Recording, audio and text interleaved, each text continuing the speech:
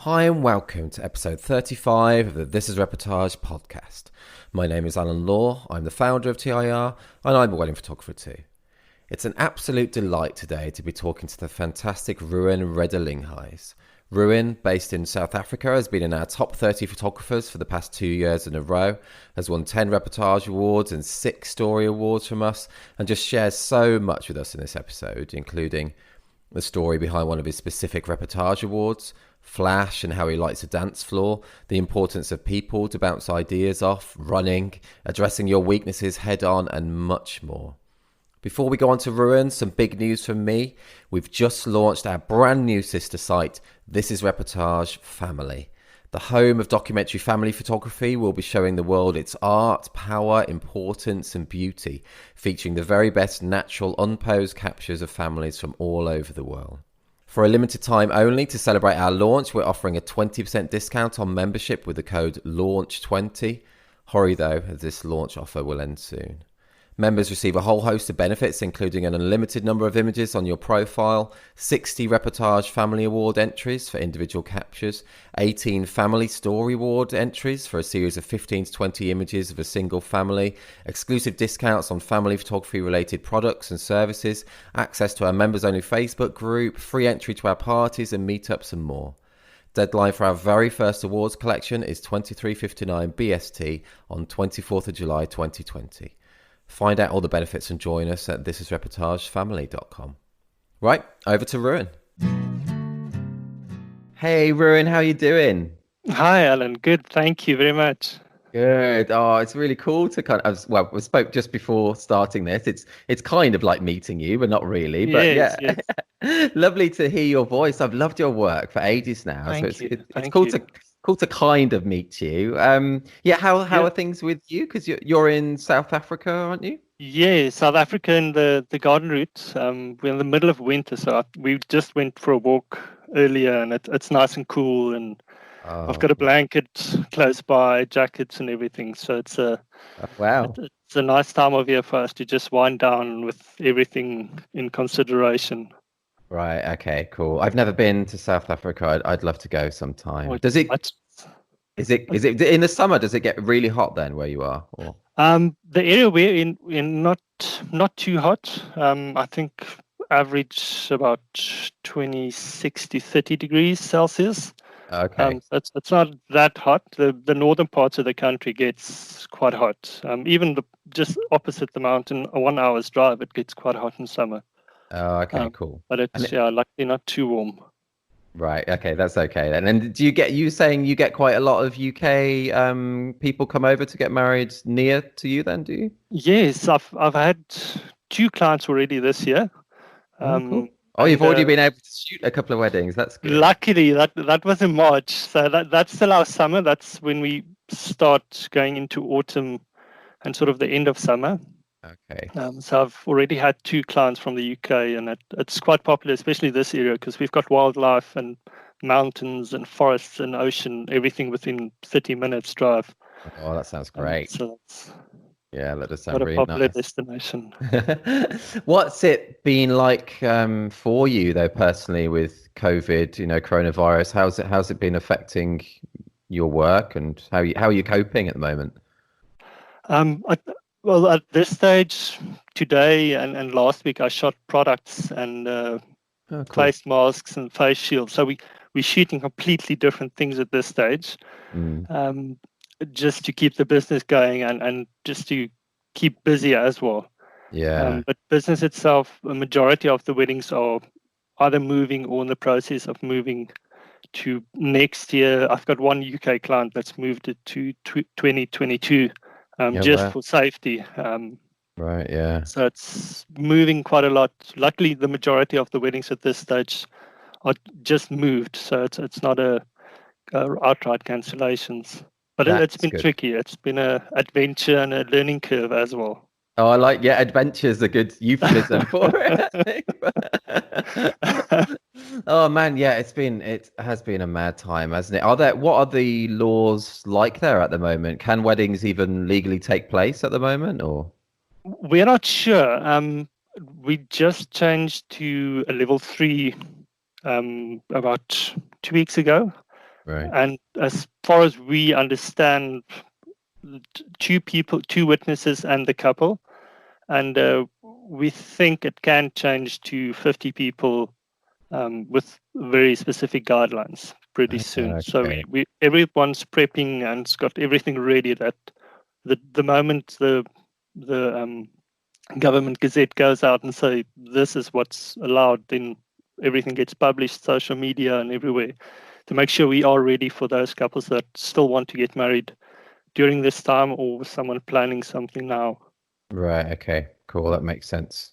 Well, fingers crossed. It's starting to ease a bit, isn't it? Yeah. Yes. It's just whether people are still will they want to get married if they have to stay, 1.5 meters away from each other or 2 meters. It's funny world, isn't it? But it'll all be okay, and we'll be very busy next year. That's going to be. I can already see next year's is going to be quite busy. Yeah. With the movements and everything planning for next year. No, that's cool. It's going to be good. It's going to be good. Yes, yes. On your, let's go back to the beginning, not the very beginning, not your birth or anything, but on your TIR profile, you say that you started this incredible journey by a chance wedding photography invitation. So what is that? Can you tell us about that? I think about 3 weeks before, very close friends of mine got married.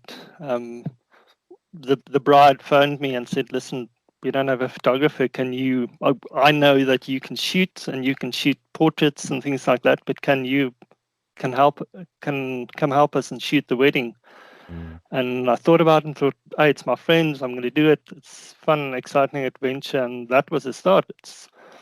Started in 2008 and just slowly. It wasn't planned to be a career choice and a full-time profession, but it moved from there on up. That's cool, man. 2008. That's quite a while, isn't it? Been doing this. It is. And how things have changed quite a lot since 2008.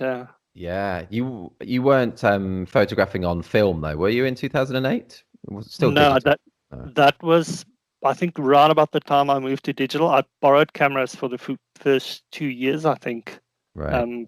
That my full-time job had an office camera, and I used that camera and borrowed a camera until about 2010 when I moved from film to digital, because I simply couldn't see myself shooting a wedding with film. No, do you imagine? I can't imagine that. No, from there on, moved completely digital. Sold some of the film gear, kept some of the film gear. Okay, cool. So what kind of photography were you doing before shooting that first wedding then? Mostly portraits, business portraits here and there. I studied graphic design with a photography major, and after a couple of years, focused on the design and less photography, and it sort of became less and less and less until I was introduced to weddings, and then things just changed completely. Right, that's cool. And changed for the better, I think. He's so good at the wedding. Yeah, that's cool. I'm having withdrawal symptoms at this stage, not shooting weddings and the adventure of shooting weddings. Yeah, that's true. So yes, definitely for the better. And what was that first wedding like that you shot with your friend's wedding? Were you nervous? Did you have an idea how you were going to shoot it?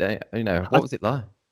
I did a lot of research, but I had no idea what to expect. It was fun because it's friends. You're kind of more relaxed. You walk into the wedding and we stop and say, okay, let's do a portrait here. Or shoot. It wasn't that much moment based. Right. So it is very specific in terms of portraits. Shoot here, follow the moments where we could. Right. But it was very relaxed and fun.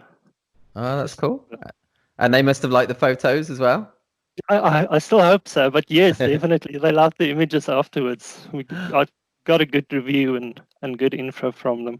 That's cool. That's cool. So then how did you build your wedding photography business from then? What was your kind of approach?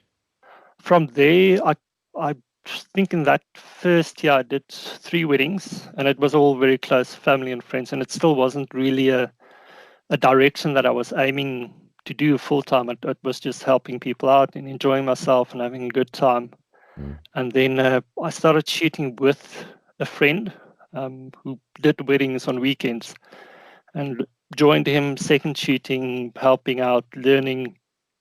And then I think it took about 2 to 3 years before I fully moved into promoting myself and promoting my own brand and my own name. And that grew until I think 2015, when I left my full-time day job and went completely professional. And from there, it just grew completely and became this incredible adventure where I'm now. Oh, that's cool, man. That's cool. What was your day job then before doing this full time? Graphic designer. Oh yeah, sorry, you did say I didn't know about graphic design. Yeah, no, that's a handy skill to have though as well with setting up your wedding business, being in graphic design. Yeah, everything website and print based and printing items and all that. And I think it just helps with composition as well when you shoot, to think layout and think sort of the frame and filling the frame and using the frame to its max. So I think graphic design does help quite a bit.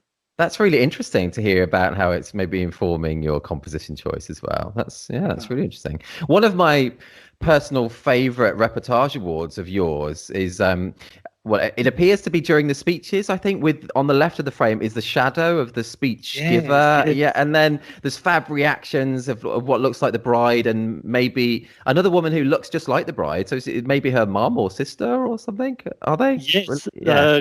Groom's speech, bride, and I think the bride's mother to the right. Oh, okay, and that is I love that shot, man. It's so cool. Yeah, it's so clever to see the shadow of the speech giver. Can you tell us about that shot and how you got it?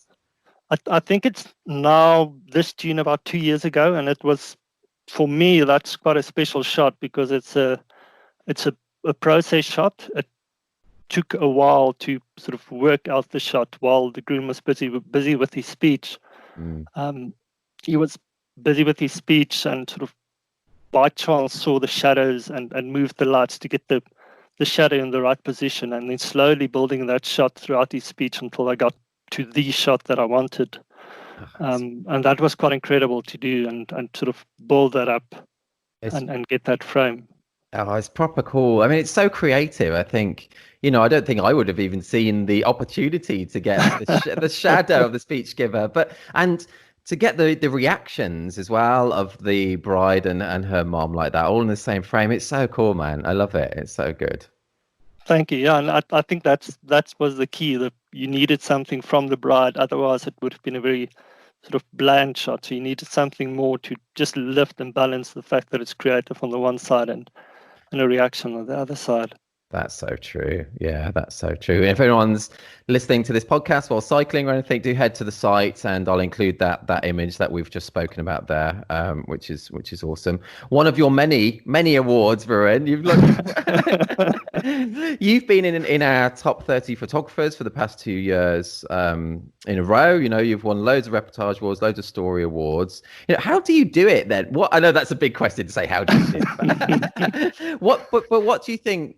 What to you makes for great documentary coverage? What's the secret? But I think the big thing for me is just to follow the story on the day. Try and find the story in different moments. Something that I learned a couple of years ago is just the different parts where I wasn't good at in the past, to work really hard in finding stories in those moments in different parts of the day, and making them your strength. The evening speeches, things like that. The speeches is an incredible time to try and find a story.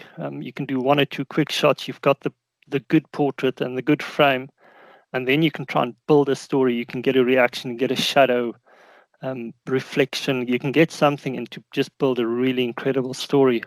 And that, trying to just find that story throughout the day, makeup, speeches, etc. All those moments where it's quite easy to stand back, to rather go in and find that magic and that story. That's cool. And that's great advice. That is great advice, man. Cool. Awesome. Let's change tack then slightly now. Let's change tack. Yes. Okay, I think, yeah, I've not asked this question before, but it's interesting. I think when it's an odd one to go to photography, maybe just go to this, but when you've reached old age and you're looking back at your life, what would you like to think about the life you've led? I'm not. How can I put it? I think just to know that you tried and pushed really hard to get what you wanted from life, and I think in what we do in terms of what as wedding photographers, you really have to go full out to get that magic shot and that magic moment, and in life as well. Going full out for that one thing that you want, for that life that you want, and making it happen. That's If that cool. makes sense. Yeah, that's great. Yeah, definitely. I think that's. Have you always been like that? Have you always been a very driven, from school and kind of, tried to do your best at everything? Have you always been like that? I don't think so. I think it's something that once you reach a certain age and you start working for yourself, you have to have some sort of drive to get motivated and go for your deadlines. And especially if you sit in your office at home, you kind of need that something to make yourself push harder and further to achieve your goals. That is so true. And what is that for you? What does drive you to, what is your driver, your inspiration? Sure. I think currently family is quite a big, through this whole coronavirus thing, family is quite a big inspiration to get focused and readjust and sort of chase a goal. I think that's quite a big thing. And just personally, to try and do better than you did for the previous shot or the previous frame, grow the business, set goals, things like that. That's sort of just a personal drive. That's cool, man. That's great. So you're a dad yourself, are you? Yes. I've got a 4-year-old daughter, almost 4-year-old daughter. Oh, man. Cute. That's cool. Is she not at school yet then, or? No. She's now with the virus. It's I think just certain grades are allowed back to school, but she's I think next year starting school. Oh, okay. Lower grades. Oh, life changes when they start to go to school as well. But you'll have so much more time on your hands as well. It's an odd thing, really. No, I can imagine. So okay, a totally original question here, which is it's not actually at all. But imagine you're cast away on a desert island. What one album would you take with you? Are you a music fan? Are you into music? Oh yes, I'm a big music fan. So that's a very difficult question. I think probably Lost Dogs from Pearl Jam. Oh, you're a Pearl Jam fan. Oh, okay, cool. Yes, I think that's sort of more the B-side songs, not the ones we listen to all the time. I think that might be a good choice to take with, and it's a longer album as well. Oh, that sounds good. Cool. Do you know it's a band I've never listened. I had 10 when I was younger, as like everybody does have that album. But I've never really listened to more. Are you a really big fan then? I am quite a big fan. I think that's my sort of last bucket list band. To see live. Yeah, to see. I'm a fan club member for many years. I've got stacks of T-shirts and all those things. So yes, definitely quite a big fan, and can't wait to hopefully see them one day. Oh yeah, I've never seen them live. Yeah, that would be cool actually. Cool. Okay. If you weren't a wedding photographer, what would you do for a living? And you can't do graphic design either. What else? What else would you do? I've got such a long list of professions that I wanted to do. I think there was a stage in school when I wanted to be an architect, and I drew house plans and houses and buildings. That's cool. Yeah, the architect was, I think that's the first one that comes to mind. And same as most boys, fighter pilot, all those things, all those really cool adventure things. That would be cool. Yeah, that would be cool. Architects. There's a lot of money in architecture as well. I think just that need to create and work with light and in hindsight work with light. I don't think when I was at school the light was the influence, but just to create those big, impressive buildings that stand out. And that would be cool, definitely. Well, if weddings don't go ahead for the next 5 years or so, but I'm sure they will. It's a good time to start learning, getting sort of that degree ready for architecture if need be. Yeah. What has it been like? So you said earlier on that you've been doing product photography was it of like face masks and stuff then? Yes, with the sort of the onset, my wife worked for a printing company, and they started promoting face masks and face shields and producing them. And I started photographing them, and all within certain lockdown regulations. And that was quite fun and interesting to set up a studio in the garage and shoot cool. sort of highly reflective, transparent objects. That it was a nice learning curve as well. Oh, right. Yeah, I wouldn't have a clue how to do that kind of thing, I think. It's an art in itself, I imagine. It must be, quite technical. It is. It's especially when you work with the face shields. It's got everything is reflective, and it's if you're a wedding photographer, you don't have usually access to strip lights and all those things. So it's a sort of a change of mindset. That's cool though. Are you the way you approach your weddings, are you quite technical? Do you work with multiple flashes and things, or are you a lo-fi shooter? What's your approach in that way? Different parts of the day, during the early part of the day, I try to be as low profile as possible. So I've got all my gear with me, but I try to only shoot with camera and body and lens and a backup body and lens. Right. And during the couple portrait session, I'll get more lights out if needed, or if I can use it, if the weather allows for it. And during the evening, I bring out quite a number of lights for the speeches and for the dance as well, and just have them ready for when it's needed. Oh, that's cool. And for the dance to get those really sort of action in the moment shots. Cool. Yeah. How many? So, like for a typical dance floor for you, how many flashes do you set up? I think at most it's probably about 6 speed lights. Oh wow, that's cool. It's all zone sort of you chop up the dance floor in zones, and you sort of zone focus or zone the lights for certain areas as well. Wow, man, that sounds so technical.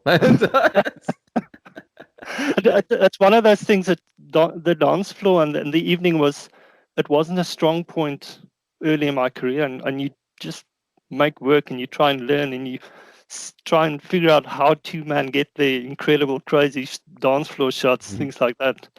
And then after a while you just sort of figure it out and get the magic, and then that becomes the part where you don't really feel like going home when you're 12 o'clock. You're like, okay, I really have to go home now, but there's more shots to get. Oh, that's cool. That's a great mentality. That's really cool. What are weddings like in South Africa? Are they normally like really long affairs, like to the early hours of the morning, or? Not really. I think most of my longish weddings that go at 1-2 o'clock has mostly been clients from outside South Africa. But most of the time, the wedding coverage ends usually between 10 and 11 in the evening for me and most wedding photographers. Right, okay. And weddings go between 12 and 1 o'clock or 12 and 1 in the morning. Okay, so yeah, that's similar-ish to UK then. That's similar-ish. Have you ever shot a wedding in the UK, by the way? No, I haven't been there. I haven't shot. We made a plan a couple of years ago to go there before Brexit happened. Oh, right. Our currency was something like 24-1. And we thought, okay, that's a really good time to go and try and get a visa and shoot in the UK. Yeah. But no, I haven't been there. Oh man, let's do a swap sometime. We do a home swap. That sounds good. I'd be well up for that. Really good idea.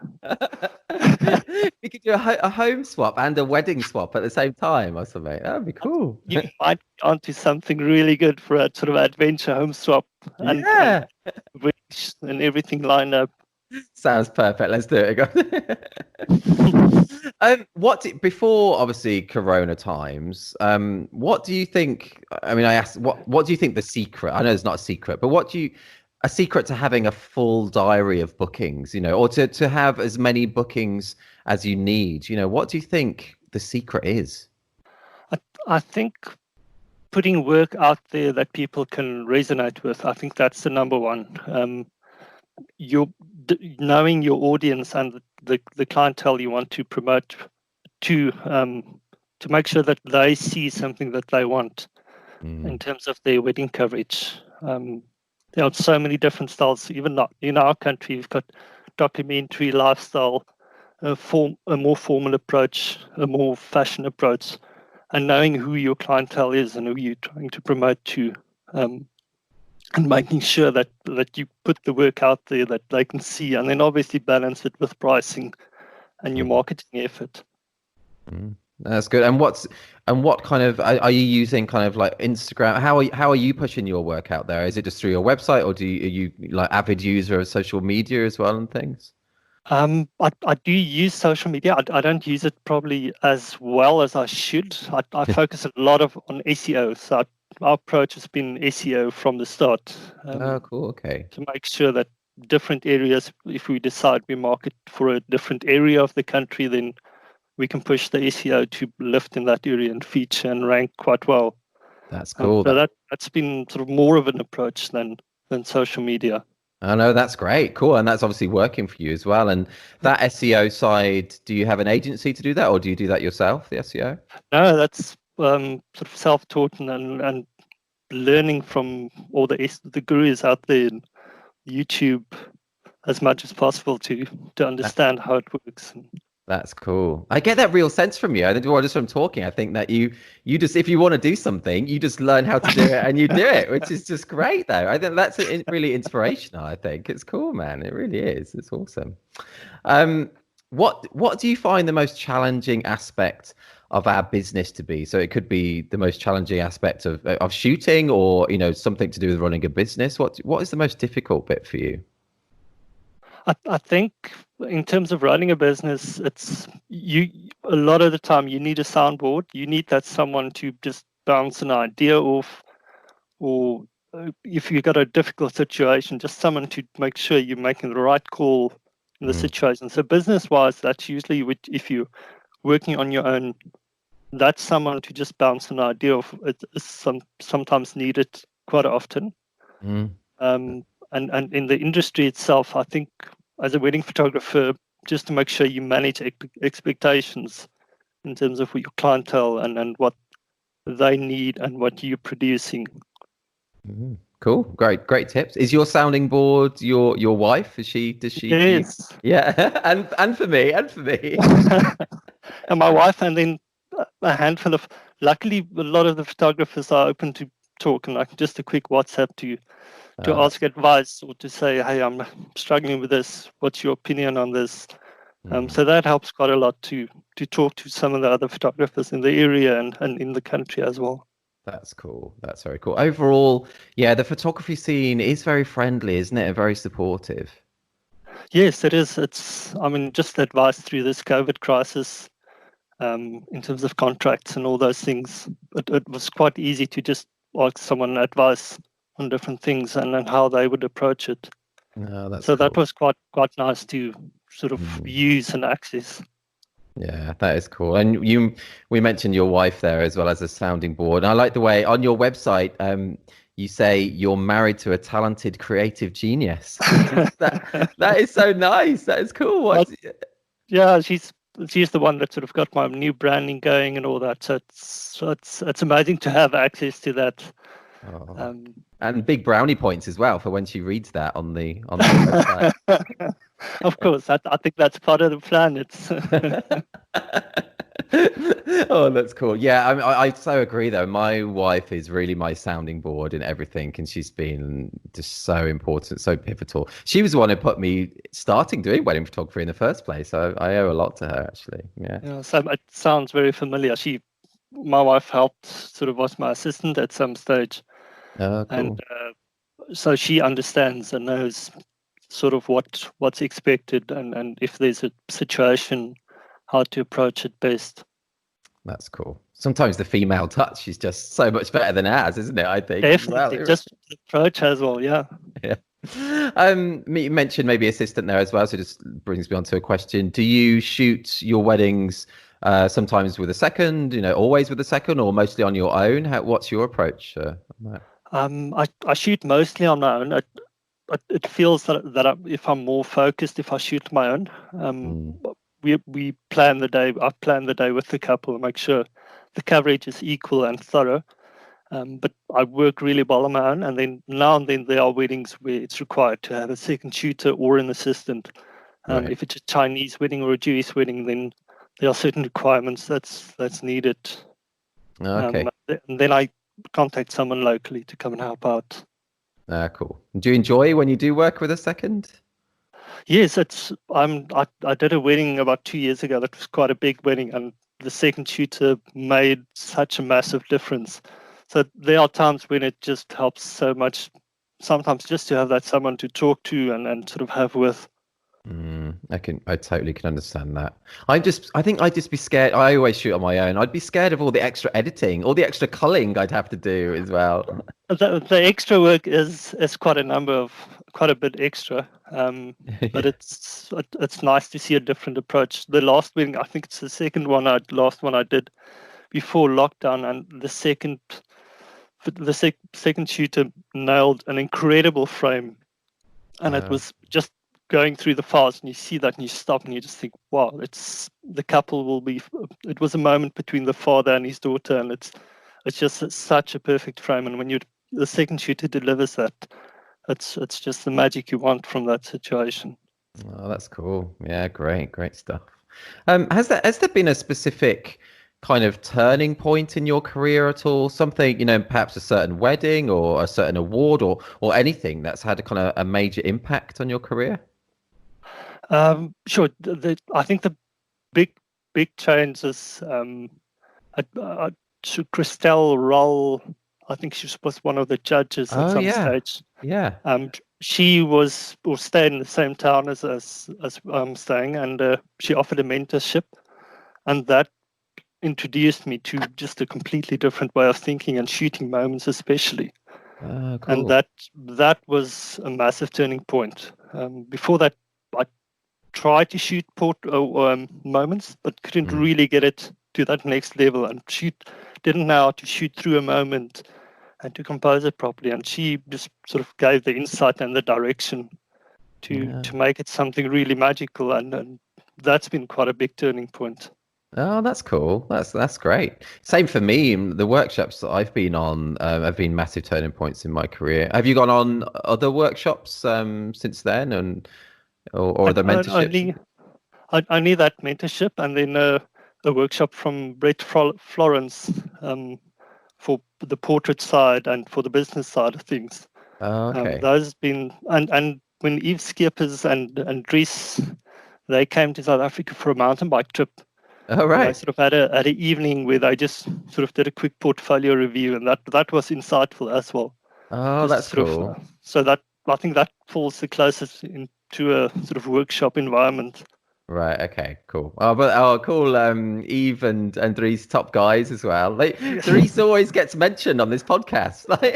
I've heard. I think he's probably the most mentioned guy in terms of influence and helping people. And yeah, it's cool because Eve lived with him for a while, didn't he? As well, I think. Yeah, funny. It's like this worldwide community, and yet it's so small as well in one way. It's funny. No, that's crazy. I'm sitting in South Africa, and in some way there's a connection to someone in Belgium and the UK, and it's crazy how things are connected. It is, isn't it? It's mad. What's the most bizarre or funniest thing that you've seen at a wedding? Sure, I've seen a couple of crazy.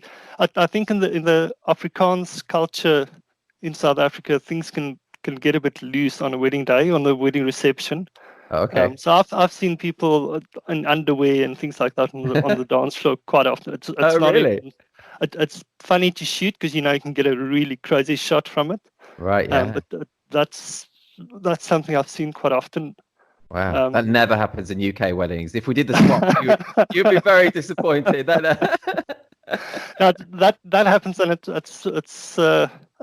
can be quite an experience to photograph. It's all within reason, so it's not too crazy, but it's funny moments that can happen Yeah. at some weddings. That's cool.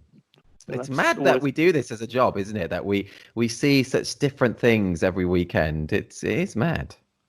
it, and especially what's normal for us, if you do it for 1 year or 2 years, then certain things become normal, and to explain that to an outsider, can be sort of eye-opening to them. That's so true. Quite often. Yeah, that's true. How do people generally react? If you're out with your wife or something, or just out and someone asks what you do, how do people generally react when you tell them that you photograph weddings? Most of the time, because photography has changed to something that's sort of got a good profile about it, sort of I get a good reaction from it. But I've had people tell me, I've had someone at a wedding pull me closer and said, "Wow, you must have an absolutely terrible job because you're just running around all day. You're working every Saturday. You're not seeing your family." And and then you counter that and say, "Okay, but can do all this, and I can there are other times where I can balance the things out." So it's mostly positive, but I've had one or two people that sort of see the different side to it as well. That's funny. That's okay. That's good that you've had both sides, really, because sometimes people will come up at a wedding as well and say, "What? It must be amazing only working, 1 day a week." And then it's like we do a little bit more than that. I've had that. I think in the beginning years. Now it's changed quite a lot. People are more educated in terms of what goes on to produce something. But they still the two biggest questions is, can you have the files ready in a week? And that's from the guests. And how many pictures have you taken? Those two are probably every single wedding, the two most asked questions. Oh yeah, that one. How many photos have you taken? Every time. I sometimes just say, "Oh, about 5," and they're all really bad. Do you get nervous shooting weddings at all? Wedding itself, not really, but I do get nervous before the wedding ceremony and before the first dance, and I absolutely don't know why those two moments, but those are the two where I go beforehand and make sure I'm well prepared to counter sort of the fact that I know I will be nervous before shooting that. And those two, each and every wedding, the wedding ceremony and the first dance, are the two where if there's nerves, the nerves will be on during those two times. Oh, that's interesting. I wonder if, I guess they're both moments that are kind of one-offs that will never be repeated throughout the day. Is that the reason why, I guess? I can imagine that's the only reason why. I'm not sure why. All the other moments are fine. I'm not really stressed or worried too much about it. But those two are the ones where if there's stress, if there's nerves, it'll come up during those two times. Have you had any kind of like moments of trauma during those parts, like during the ceremony, like your cards have failed or something that's causing this? Luckily not. Luckily, I'm all fine with cards and camera failures, and I've had during the evening camera failures, but that was oh no. I have a backup camera on me or a second camera, and it was late at night, so it was luckily not a problem. Okay, cool. And ceremonies in general, in South Africa, because a lot of ceremonies in the UK, it's quite strict in terms that, as the photographer, we can't really be moving much for a lot of them. What's it like in for South African ceremonies? Majority of ceremonies these days are outside or at venues, and then you can move. It's not as strict, but some churches or chapels do prohibit movement or ask me to only shoot at certain times or only at the exchange of the vows or only from a certain angle. So there are some events where you are required to only stand at a certain spot and stay at a certain area. Okay, but quite mixed. That's good. And what cameras are you using at the moment? Canon 5D3 and a 5D4. Oh, cool. Okay, yeah, the 5D3 was my first full frame. I love it. It's an awesome camera. Same. It's what we're waiting to see what happens with the new cameras coming out, the new mirrorless, and how much it'll change everything in terms of the cameras and using it to get a better frame, a better quality file from the wedding day. That's true. I mean, yeah, I did switch last year to the Sonys, and I just fancied a change of system, to be honest. Like, I use the silent shutter on the 5D3, but it still makes that kind of Yes, sound, yeah, doesn't it? it's Yeah. not completely silent, so I can't really lie to someone about the amount of frames that I shoot. If they want to count it, it's quite obvious to listen to. Right, But yeah. yeah, we tried out the Sony system when they had a roadshow in the area, and it's incredible. I think the Sony is just what it offers in terms of the quality of the files. It's Yeah, quite and amazing. I have enjoyed it, and the whole kind of just being able to see your exposure, not having to chimp, I find Yeah, yeah. is really cool. Is there anything? You sound a very positive person, Ruan. You really do. But That's is good there? to hear. Oh, definitely, definitely. But is there anything that kind of bugs you or annoys you about our industry at all? I think it can be challenging, the sort of the expectations, and I think what I mentioned earlier about sort of making sure the communication is clear. The expectations in the industry can be challenging at times if you don't communicate properly with a supplier or with a venue or with a client, to making sure you manage all that. Um, if that's not properly managed, then you can have difficult situations. If that Yeah. makes sense. Yeah, that makes sense. Totally, totally. And then Um, obviously, in season you work quite hard, so that's just to get time off in season. that's so It's true. usually the one thing, and for us, we've got quite a long season as well. Oh, So is to it make sure really? you stop and you take a break in between with family and for yourself as well. That's so true, isn't it? What do you do for in your kind of downtime? If you get any downtime, what are you a gamer? Do you run and watch TV? What do you enjoy doing? I started running this year, but I'm so far off from a proper runner at this stage. At this we walk in the mountain quite often, so we planning for this weekend again just for a nice walk in the mountain and things like that. So outdoors as much as possible. Oh, that sounds Um, cool. It sounds lovely. It sounds beautiful where you are. Are you near the mountains it then? is. I'm sure I'm not at less than a 5 minute walk that I'm in the forest and in the mountain. Oh So man. it is quite nice. I'm very happy where we are staying, and it's not a place I'll leave too easily. Oh man. Yeah, it sounds lush. It does. And how have you got on with running? Because I've tried to run, man, but I don't enjoy it. Do you enjoy it? I used to run when I was at school, and I did long distance running, and I was successful. And then life happened, and completely sidetracked. And then end of this last year, I decided to start running again, and I've been struggling. It's not been the same easy running as it was 20 years ago. So I'm constantly pulling muscles. I'm not warming up properly, or getting Right. up too early in the morning, and eventually bought an exercise bike, and that's helped quite a lot just to make sure I stay fit and Oh, healthy. okay. So Oh, try and balance that with running and exercise and running and cycling. that sounds good. That sounds good because it is so important to stay fit, isn't it? It is such a physical job that we do. It Yes, really yes. is. It really is. What's like the season for you then? What's a typical what months are your typical season? I think the two months that are completely out of season is middle June till middle August, and very few weddings there, and then a sort of a slow start from September up Okay. to November, and then it's peak season till middle January about, and Oh then wow. slow down again, and then pick up from end of February until middle May about, where it's quite busy. And it varies per area in the country. So in Cape Town, you'll have quite long summer seasons.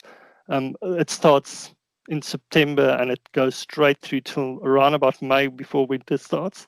Right. And different areas. And if you're on the East Coast, you can have a longer season because of the climate as well.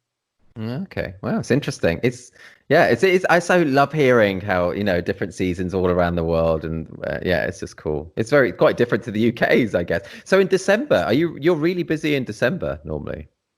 Yes, we stay in an area that's very popular for a holiday destination, especially for families. Okay. So December, it's normal to book out every weekend in December, and then Wow. Monday to, or we try to not shoot on Mondays, but say Tuesday to Friday, you'll have family portraits, morning, afternoon, morning, afternoon, morning, afternoon. Wow, man. And that's quite normal for a December season. Wow, that's mad. Like, And, I and just that's where that rest must come in. You must sort of make time, otherwise yeah, you can reach burnout if you don't look after yourself. yeah, definitely. Have you ever hit that kind of brick wall? That real burnt out time. Has that ever happened to you? I've been close a couple of times. I think I've hit that as a designer years ago, and you Right. kind of know then what to look out for and make sure you stop and rest and Mm, just take sort of a perspective on things. yeah, so important, isn't it? Yeah, cool. Okay. Regarding something I'd like to talk about with your works, I love the look of it. Your editing specifically is awesome. Can Thank you, you. tell us a bit about how you do yours? Maybe just any tips or bits of advice, maybe just in workflow, or do you use any kind of like keyboard shortcut systems, or yeah, just your editing in general? I think the big thing for me is shoot for the way I want to edit. I, the editing does most of the time doesn't take too long for the basic editing. Right. And that time when Eves and Dress were in South Africa for their holiday, and they sort of just pulled the trigger of the idea of shooting for the highlights. And before that, I shot more for skin tone or mid tone. Okay. And since then, it's changed the editing as well. It made the editing I shoot what I want to shoot, and or the story and edit for that, if that makes sense. Right. Yeah. And that's changed the editing time as well. It's sped up the process, and just to make sure you sort of what I see then shoot there, try and shoot it as accurately as possible. Okay. Shoot the white balance correct, shoot everything as correct as possible, and just adjust where needed, pull some shadows back if needed, and dodge and burn where we needed to get the focus in a specific direction. Cool. Yeah, that all makes sense. I mean, and you must have so much editing to do, say in December, if you're shooting a wedding each weekend and then you've got all those family shoots. Are you That's personally doing all that editing as well? Yeah, January is usually the slow month. So January, I'll maybe have 1 to 2 weddings and portrait shoots for the first week of January, and then after that it's quiet. Then everyone's either back to school or don't have money for the rest of the month, whatever the situation. Then it's quite quiet, and then it's just work really hard to finish it up and then go through all the work. Right. Okay. Wow, man. But you must be in front of a screen quite a while. That's a lot. That's December, January is quite tricky. So that's a time when you shoot quite a lot. You're outdoors and having fun for December, and then January you're indoors and it's still summer, it's still amazing weather, but you're staying indoors just to get through all your work as much as possible. Oh yeah, mad, mad. Do you have a particular piece of software or app that you couldn't do without? Any kind of piece of software or app, except for Lightroom, maybe, because everyone uses Lightroom. Yeah, anything else that, that works with your workflow or social media or anything? I think for social media scheduling, I use Latergram. Oh, cool. Just Yeah. to schedule all that, and that's been super helpful. It takes me an hour it took me about an hour to do the whole week's posts.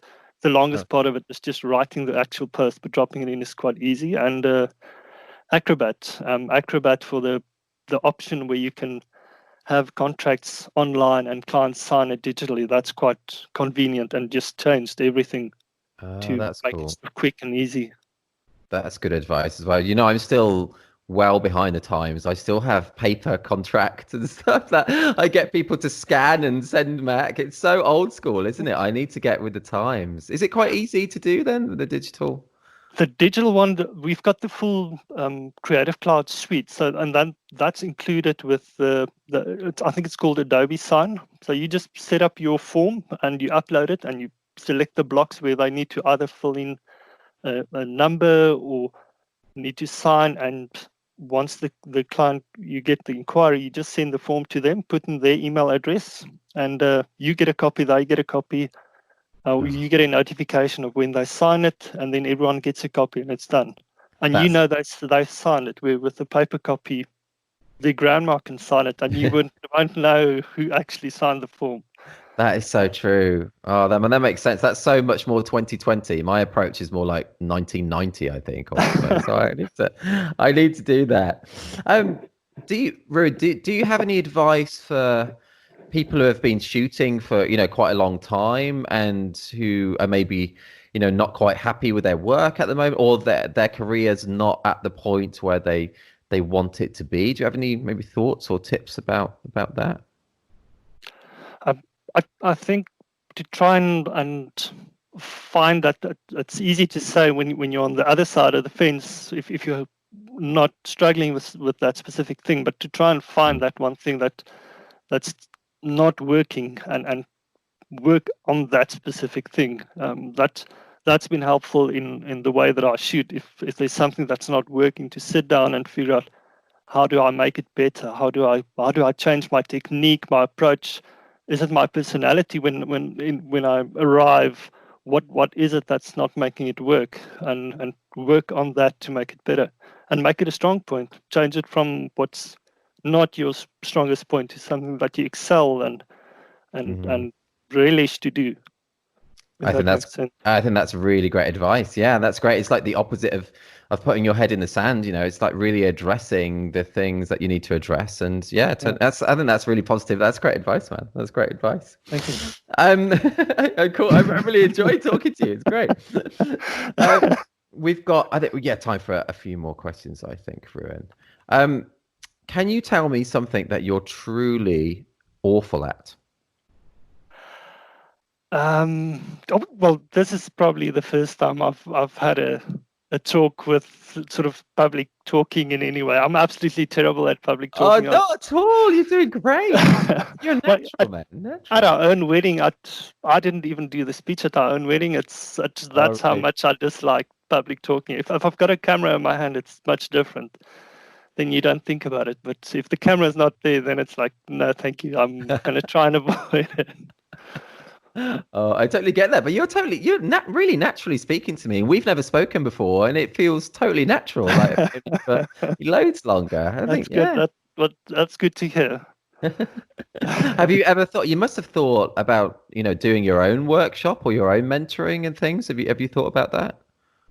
Not really. It's not something that I thought about, maybe SEO at some stage, but not really something that I'm. Not the photography there, really, no? I wouldn't say not at all, because I always said I'll never be a wedding photographer when I was a student, and I became a wedding photographer. Not really something that I've thought about or focused or said I will do that or try and do it. And no, you really should. I mean, obviously only if you want to, but I just know that you're so good. And just from talking to you here, you have so much to share. You should, I'm sure loads of people would love to learn from you. You should do it, man. You should. I will, in light of what's happening, it is something that should be considered, but it falls in that category of public speaking. I think maybe just to change the approach of how it's done, and that could maybe make it possible. Well, that's true, because you could do it any way that you want to. You don't have to do it in certain ways. But yeah, you should do it, man. You should do it. We'll do a holiday swap as well, and you can shoot a wedding in the UK, and you can do a workshop in the wedding UK. Workshop. Yeah. What is there something that you hate but that most people seem to love? It's a strange question, isn't it? If it's related to wedding photography, it might be the workshop thing. Any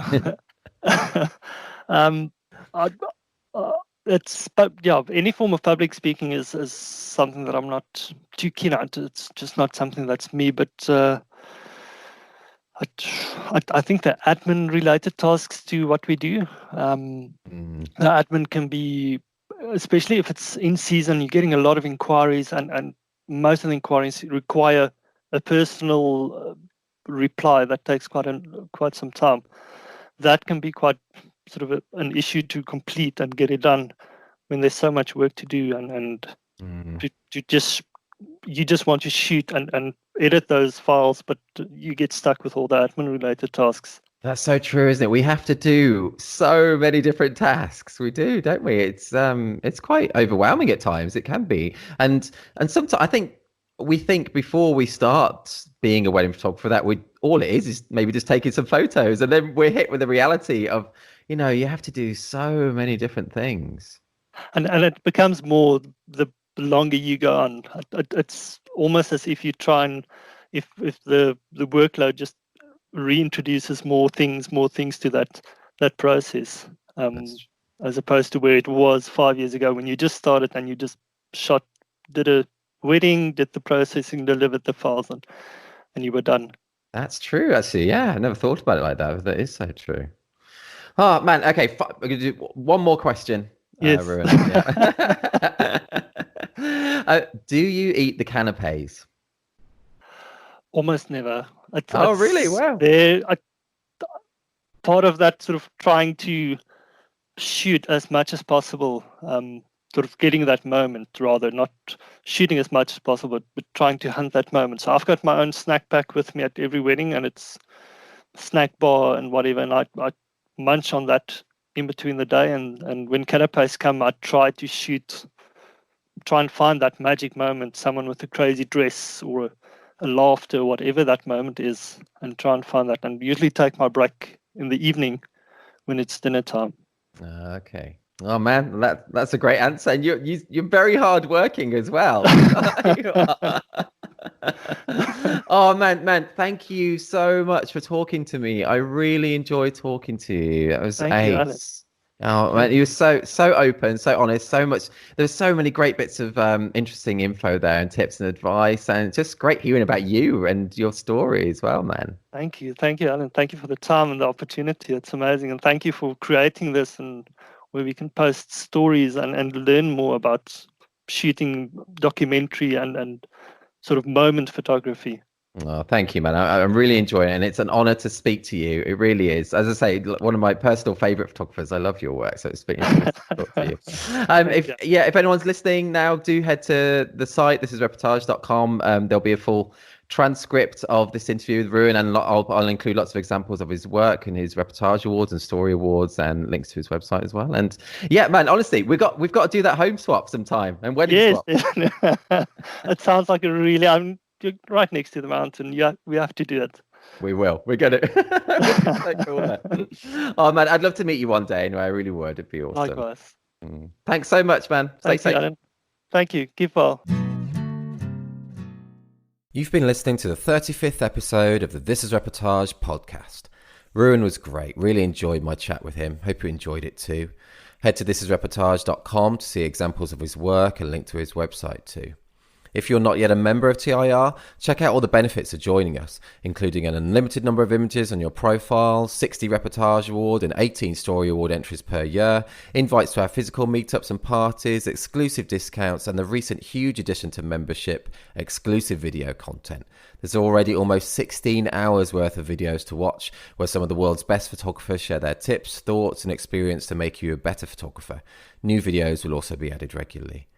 Collection 16 of our awards is currently open to submissions too.